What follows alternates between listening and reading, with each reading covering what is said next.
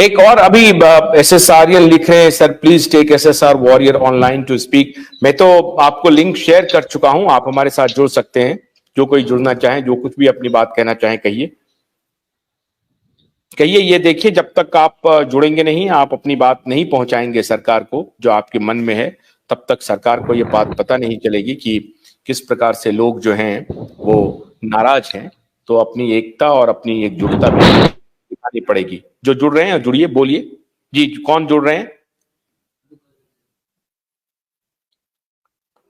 हमारी यही कोशिश है। आपने ठीक कहा। अभी हमारे एक अभी जो दर्शक जुड़ी थी हमारे साथ, उन्होंने कहा कि देवेंद्र फडणवीस की जो पत्नी है वो क्यों बॉलीवुड स्टार के साथ सेलिब्रेट करती हैं। ये बात ठीक है, उनका पूछना बिल्कुल जायज है।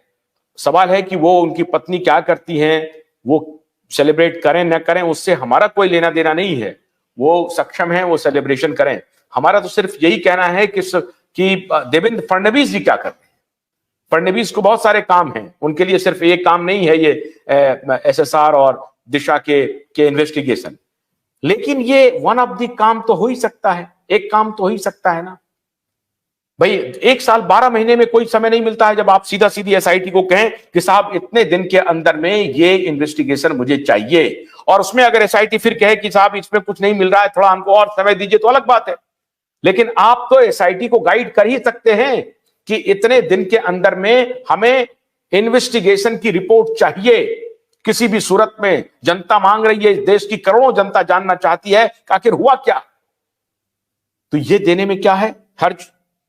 जी कौन जुड़ रहे हैं, बोलिए। तो जो अभी साथी जो हमारे साथ जुड़े हैं, हालांकि हमने शॉर्ट नोटिस में ये लाइव किया है, फिर भी बहुत सारे साथी जुड़े हुए हैं।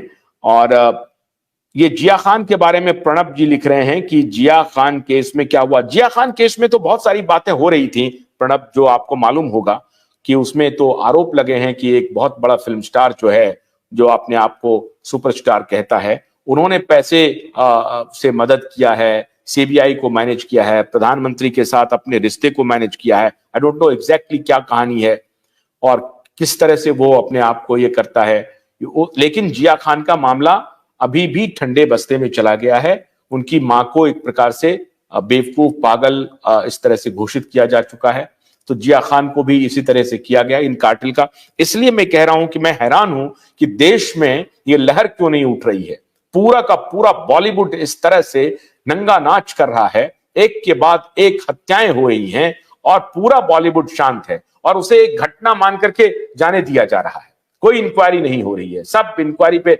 अब आप सोचिए, इसी दिशा की मौत को लेकर के एसआईटी ने रिपोर्ट दे दिया कि वो सुसाइड था, एक्सीडेंट था।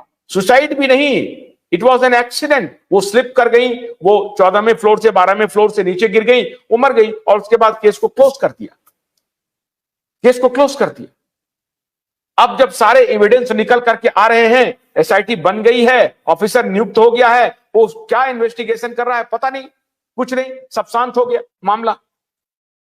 सिटीजन कोर्ट ऑफ भारत के लोग उनको पीआईएल डाल गए, एफआईआर रजिस्टर करने की मांग कर रहे हैं, कुछ नहीं हो रही है।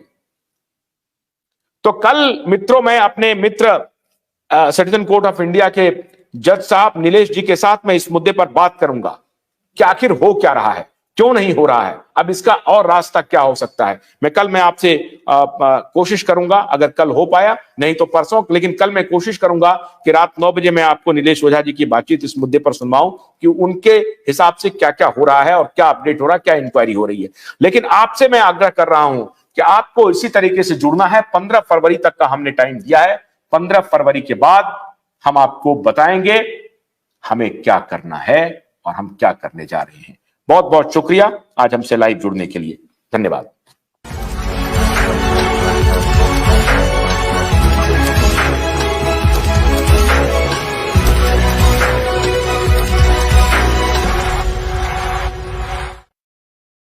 भोलानाथ का ब्रश कटर एक बैटरी से चलने वाली मशीन है जिसका चार्जिंग समय 3.5 घंटे है। इसे हम 6 से 8 घंटे बिना रुके चला सकते हैं। एक बार चार्ज करने पर ये 16,000 स्क्वायर फीट गेहूं, चावल, बजरा, जोवर के खेत काट सकता है, जबकि इसी कार्य को पेट्रोल ब्रश कटर 1000 रुपए पेट्रोल का खर्चा करता है।